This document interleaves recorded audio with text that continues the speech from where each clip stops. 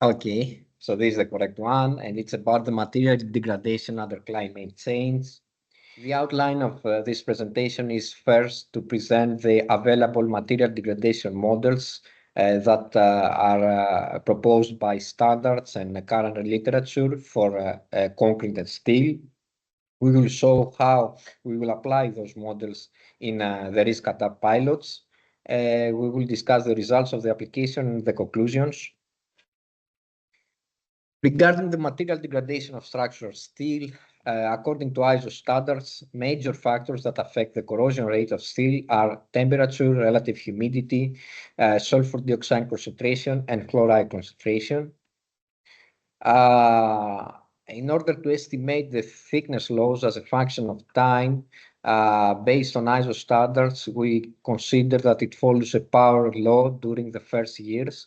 So the total loss of thickness in time t can be estimated by this equation, where term A represents the corrosion losses for the first year in micrometers, and term B is the coefficients that characterize the protective properties of corrosion products.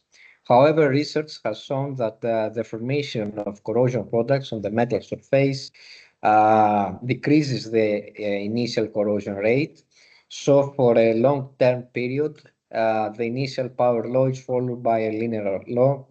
So in the first equation, we add the second term, which is a linear one, and this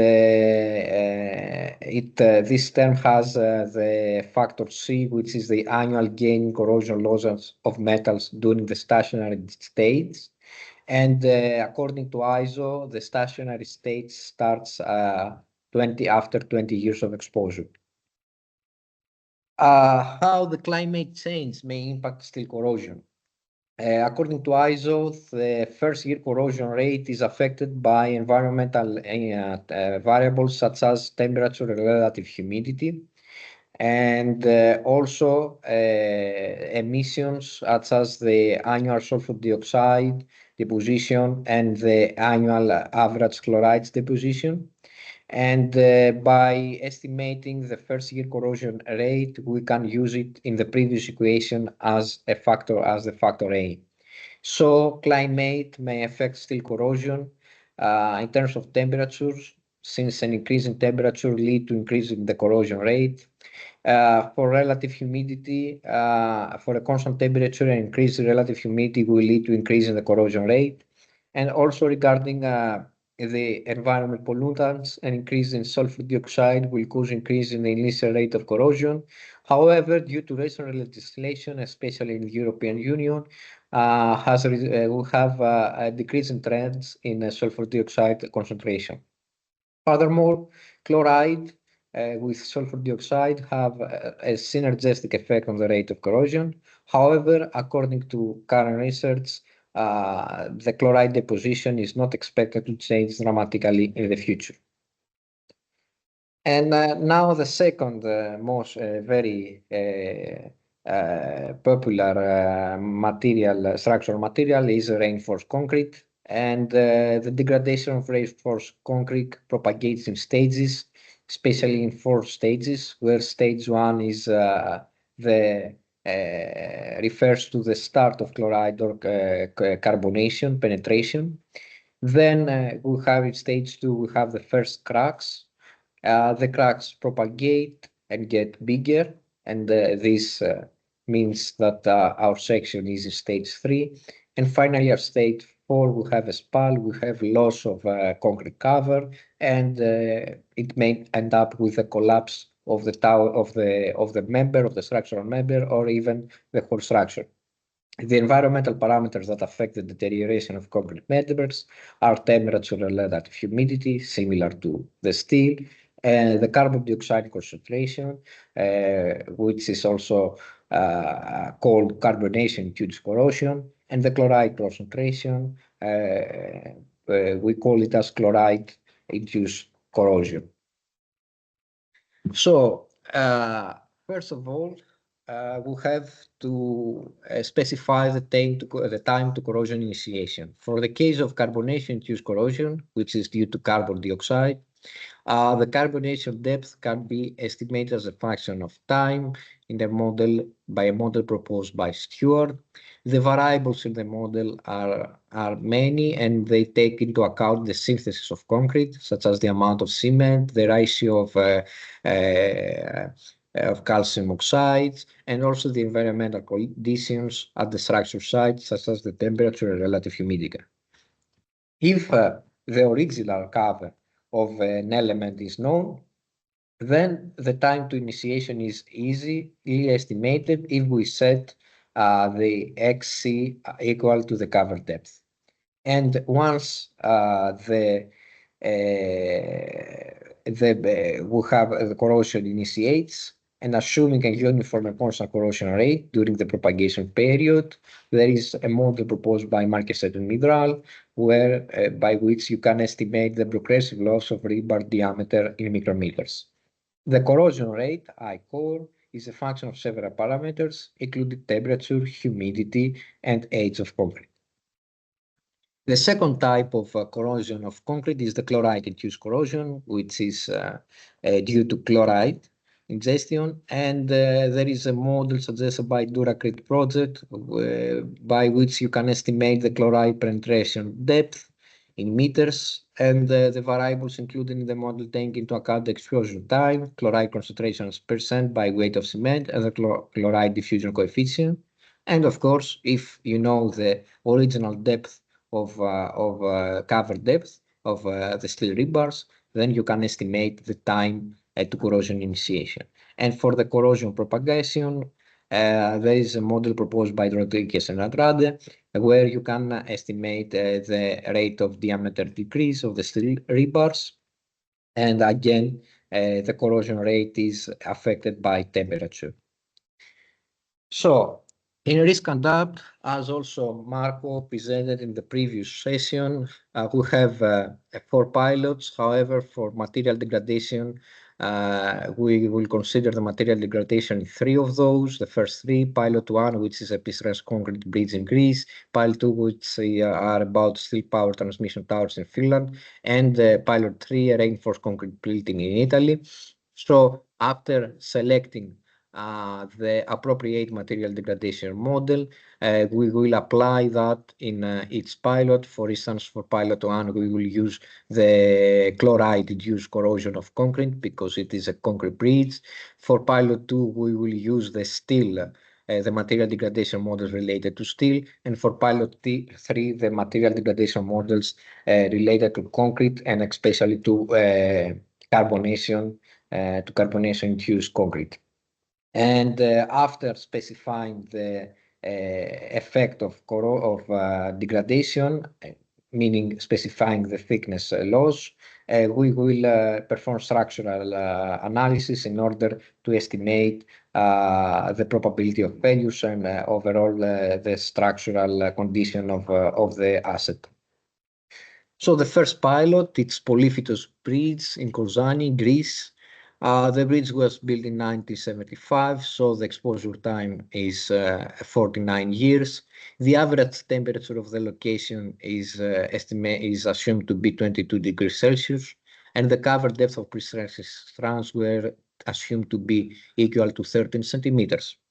The main cause of corrosion are the de-icing salts that are used especially during winter periods. So we are talking about the chloride-induced corrosion. The current status, by applying the models, the material degradation models, we can say that the cover depth of 30 centimeters, as it is shown in the graph of the slide, has been exhausted, and it should be exhausted after 35 years after construction, meaning that the corrosion started around 2010, so 14 years ago. And based on the models, the resulting loss of diameter due to corrosion as of today is estimated to be approximately 13 millimeters. The second pilot, which is the steel transmission tower in East Finland, the power line was built in 2020, so the exposure time is only 4 years, so it's a brand new line. We had not any information about the zinc protection layer and its thickness, so we made the assumption that it follows the provisions by ISO. So for steel sections of thickness from 3 to 6 millimeters, it will be at least 70 micrometers, and for thicker sections, it will be at least 85 micrometers. Furthermore, based on data that we got from FMI regarding the environmental pollution of the area of the power transmission line, the effect of environmental pollutants was neglected because very low concentrations have been observed in that area. And furthermore, regarding the temperature relative humidity effects, we consider 5 different models, ERA 5 model for current and historical conditions, and also 4 scenarios for future conditions, assuming RCP 8.5 scenario. So this graph shows the results, I mean the thickness loss that is expected for the next 100 years of service for each of the climate scenario considered. And we can see that regarding the zinc corrosion, even with the worst climate scenario, the zinc walls will be less than 18 micrometers after 100 years. So the zinc protection layers will not be exhausted. And furthermore, even if we ignore the zinc protection layer or assume that there is no protection on the members, on the steel members of the towers, again, the estimated carbon steel loss after 100 years with the worst case scenario will be less than 80 micrometers, which is around 0.08 millimeters. So we can say that it is negligible. And the third pilot, the Catinara Hospital in Trieste, Italy. The hospital was built in 1974, so the exposure time is 50 years. The hospital is in urban environment. The cover depth of reinforcing rebars was considered to be equal to 4 centimeters. The average temperature of the location is 15.5 degrees Celsius, and the average relative humidity 65%. And the main cause of corrosion is carbonation.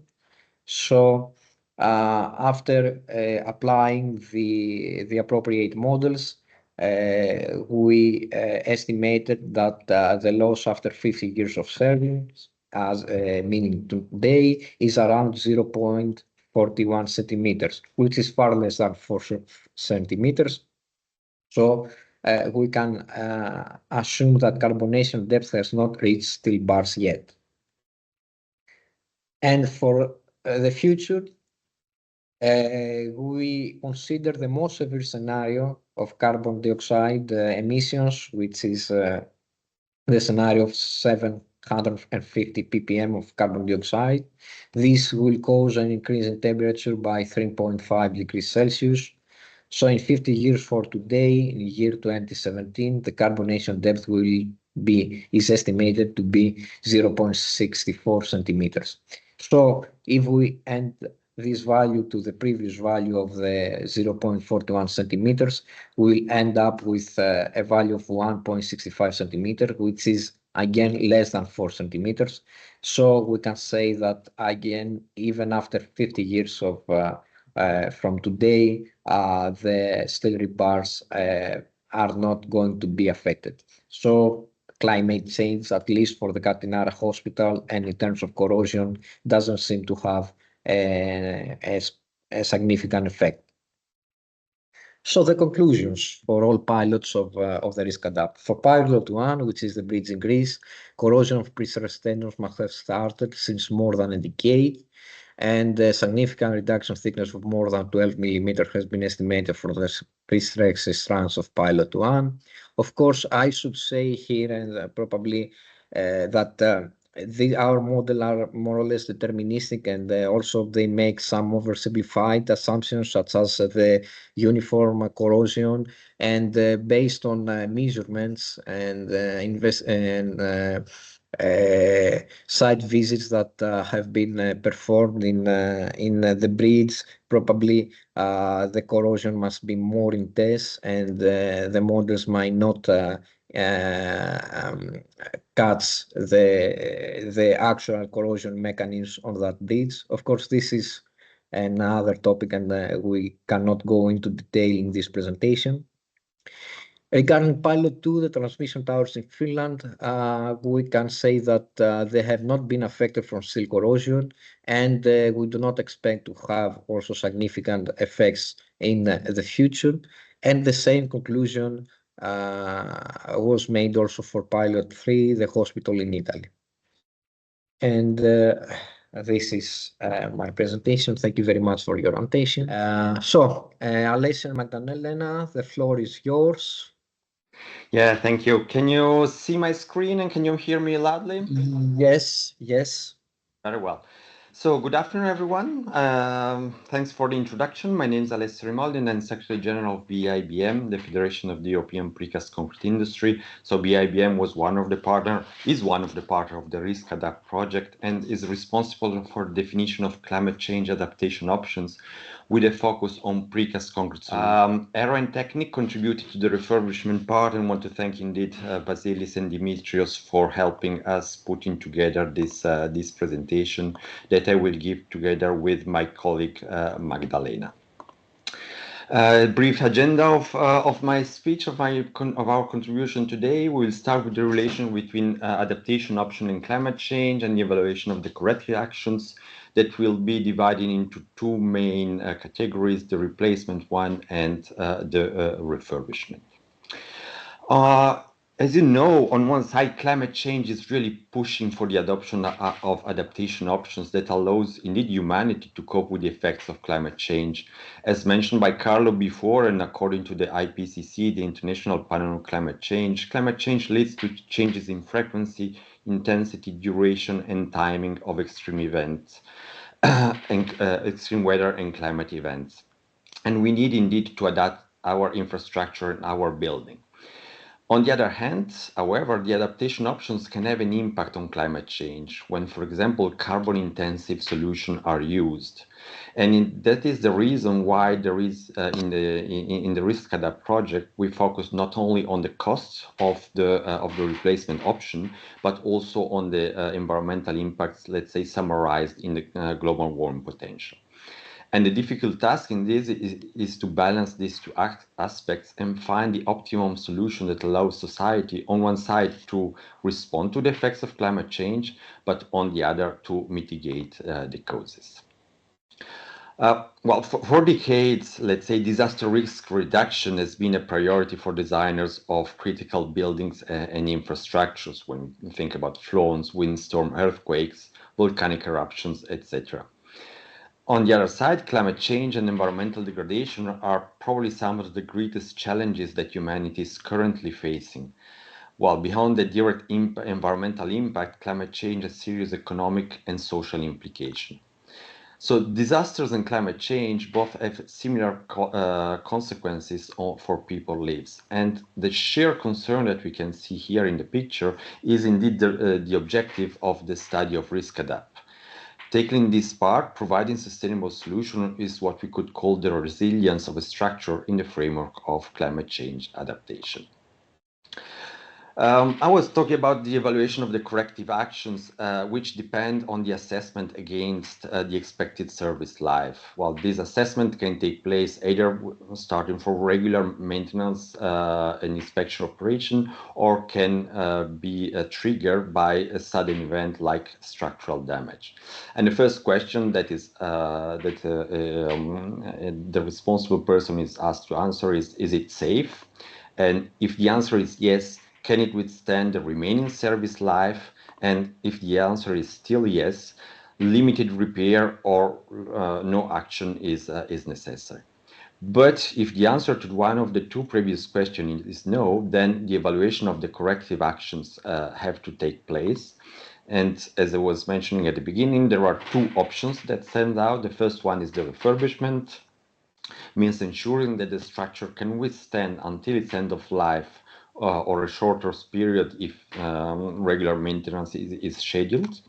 And the second option is partial or total replacement, what we can call it the rebuilding option. And the added value of RISKADAPT is that these options are assessed also using life cycle assessment, life cycle costing in the evaluation of this corrective action, making possible to quantify the environmental, the financial, but also from a quantitative point of view, the social impact that the corrective action have on the structure. We now move to the replacement and the focus on precast concrete solutions for building that does not fulfill the safety requirements anymore. In order to assess the low carbon alternatives to traditional concrete, BIBM commissioned a technical report to CERIP, the French Research Center, fully dedicated to precast concrete. And I now leave the floor to my colleague Maddalena to go through the first findings of the report. Hi, my name is Magdalena Herbig. I'm a Public Affairs Manager for BIBM.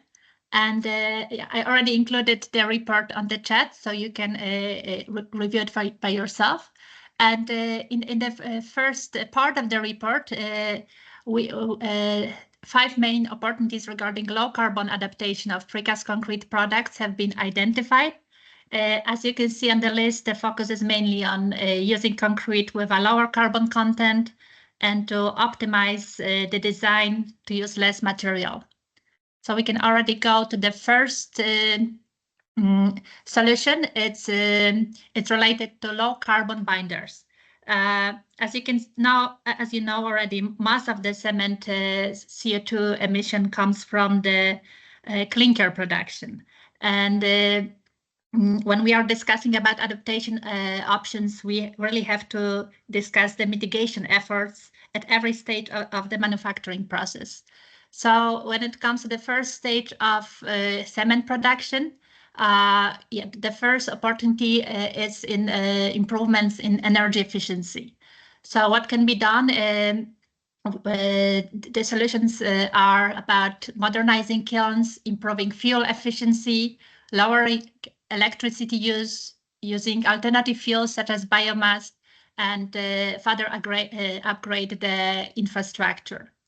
The other option is about clinker reduction through alternative materials. It's important to consider the use of alternative binders like geopolymer cements or other supplementary cementitious materials such as fly ash or blast furnace slag. And it's also important to trying to reduce the clinker to cement ratio and replace clinker with pozzolanas, which are the natural materials such as volcanic materials or artificial materials such as blast furnace slag. So it can reduce, as you can see on this table, those are the EPBT's data from France, where you can clearly see how using other secondary materials and using less clinker can further reduce the greenhouse gas emissions. And the last point of low carbon binders is the use of carbon capture and storage technologies. And here we are talking about pre or post combustion capture, oxy-fuel combustion. So those are the solutions that can further reduce the CO2 emission. And the next point is about industrial byproducts in concrete composition. So here we are talking about waste reduction and resource efficiency. All these industrial byproducts in concrete composition, such as blast furnace slag, fly ash, silica fumes, and other non-standardized byproducts can reduce the demand of clinker and can also improve the durability of concrete and strength. The next point is about recycled aggregates from construction and demolition waste. And here it's also important to to consider how to incorporate circular economy principles in precast production.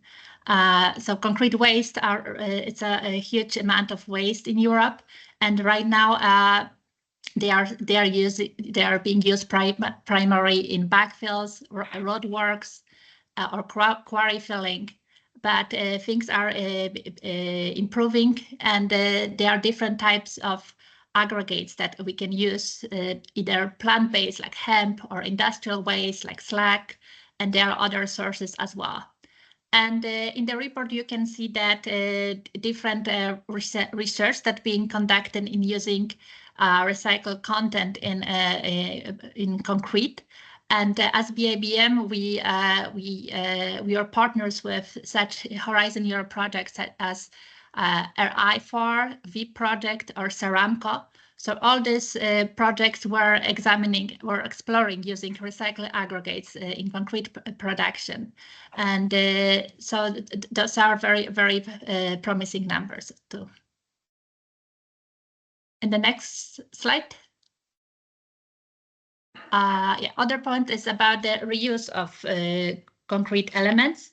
So yeah, here we are talking about how to reuse the precast concrete structures.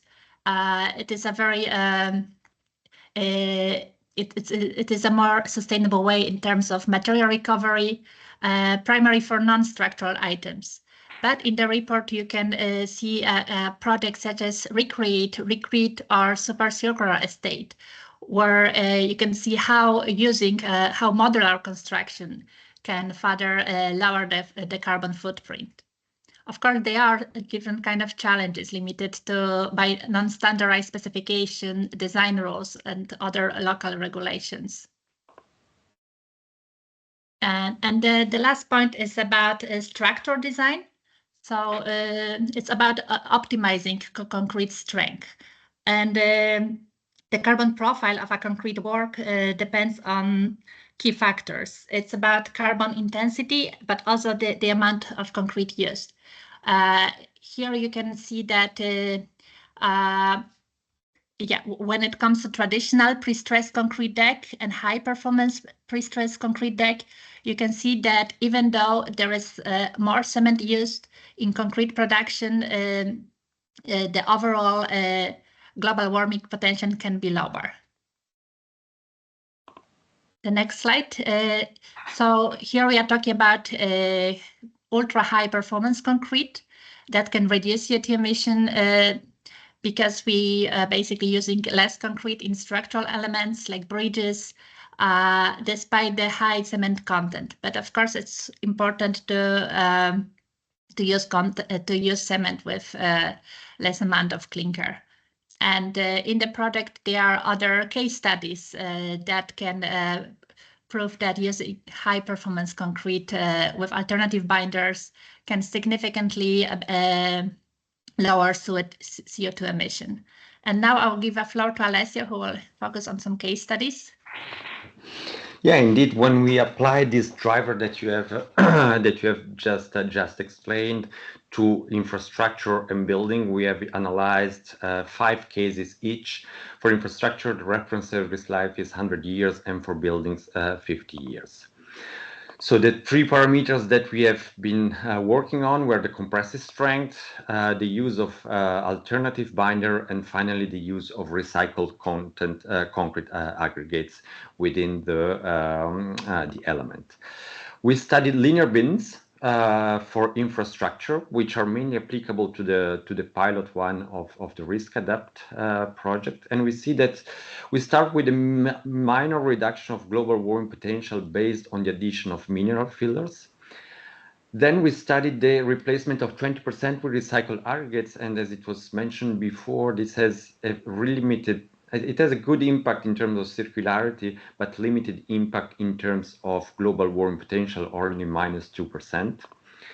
Then we replace SEM1, so the 95% clinker, with SEM3, which is cement made with clinker plus supplementary cementitious material, and we see a moderate reduction of 20%. Then we analyzed the replacement of traditional strength concrete C30 with a high strength concrete C50, which sees also a reduction in the section of the element, even if there is more steel.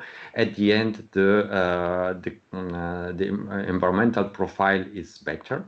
And finally, by combining this structural optimization with the use of low carbon cement, we achieve the best option, which is more than 50% less CO2 emission.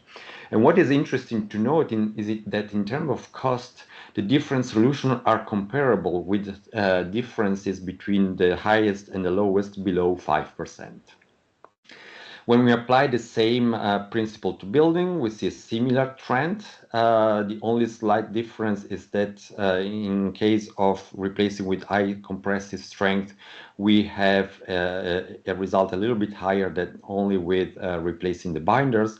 But at the end, the optimum solution is to couple the use of high compressive strength and alternative binders. And also in this case, the cost of different solutions are comparable. We now move to the refurbishment option, and the first one is about the strengthening of reinforced concrete structure, mainly relevant for pilot 3, so the Catinara Hospital.